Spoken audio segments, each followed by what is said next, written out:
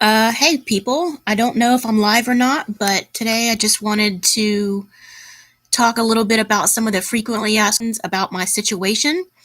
If you watched my last vlog, I went into some detail about how my situation kind of came to be and how it's going now and how it has progressed or maybe not so much progressed, depending on how you look at it.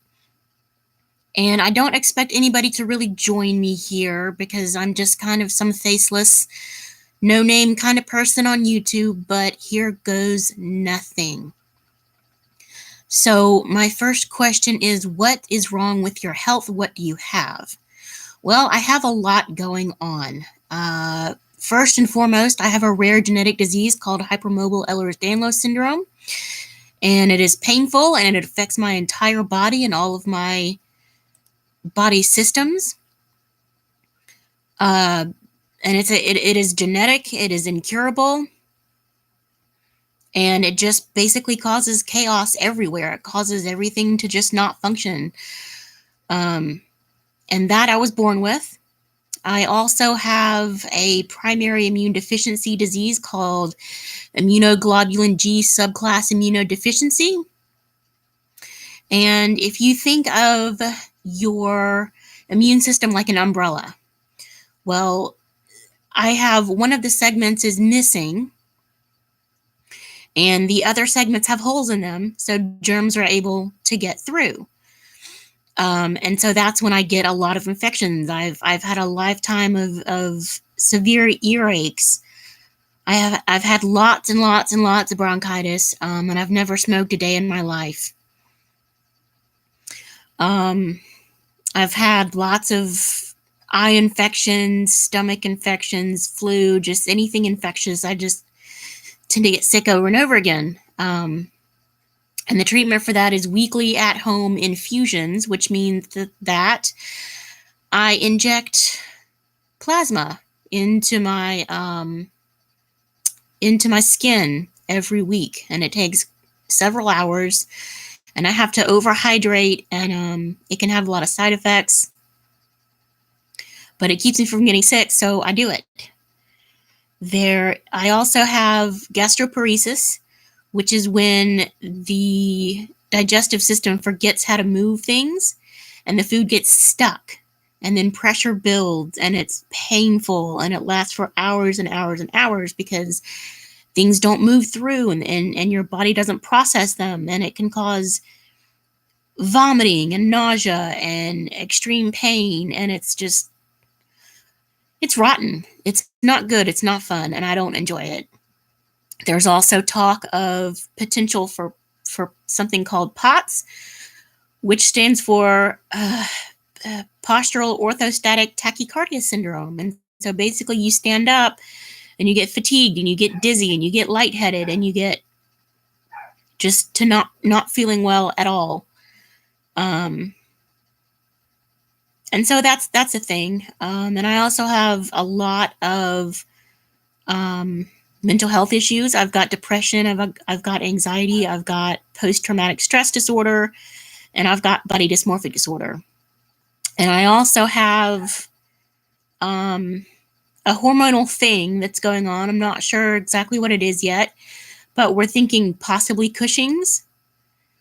So that, and I'm not very good at talking a lot because my voice is already going out. But that's going to require some testing, and that testing is just, there's a lot of logistical details to work out. So I'm not sure how that's going to work just yet, but I'm working on it. So I see I have one person watching, which is amazing. Never even thought that I would get that. So welcome. Thank you for watching. Question number 2, can't you just exercise or do yoga or eat more kale or more vegetables or just, take some supplement? And the fact is that no, I cannot. If those things cured or treated what was going on with me, then I would have done them and started doing them a long time ago. And the thing is that I do those things anyway, at least to the best of my ability. And if anything, certain foods can make symptoms worse. Like, just trying to think of an example, something that's high in fiber or bran can make the gastroparesis worse. Um, Yoga can actually increase the chances of injury because it pulls on the joints. The fact is that there's no magic cure, there's no magic pill, there's no magic supplement. You just have to manage the symptoms. Now, does that mean that I can sit on the couch and, eat fast food all day in and day out? No, it does not. And no, I don't do that. It's I've got a genetic disease, so the result it's from a mistake in my genetic code, not some lifestyle issue. It's so, imagine that the instruction manual for your body and all the things that it does is written in a foreign language, and that's kind of what happened in my situation. All right, so I'm trying the best with my voice, and it's cracking and doing goofy things, so I apologize. So why can't you just get disability? Well, the fact is that I've been trying to get it for 13 years. My symptoms render me unable to work, so I can't get health insurance, and I can't get an income, so I can't really afford the health care that you need to fatten up your file for your disability case. I've gotten 3 diagnoses so far. I'm working on more. I have a lawyer that I'm interested in hiring for my case, and I have a phone meeting with her on the 17th. So I've done everything that I can do to advance my case. I'm not working with the resources that I need. It's hard because in order to fight this, you need the ammunition, but I don't have the ammunition, and I've tried everything to get it. I've called United Way, I've called charities, I've gone to the ER, I've emailed talk shows and started a GoFundMe and all of it, and it's just, it is what it is. I'm just kind of doing the best I can with what I got. Why can't you just work from home? Well, I tried that, and the fatigue gets so bad that I start making mistakes and I don't even realize I'm making them. I'll set my alarm for the wrong time and sleep through work.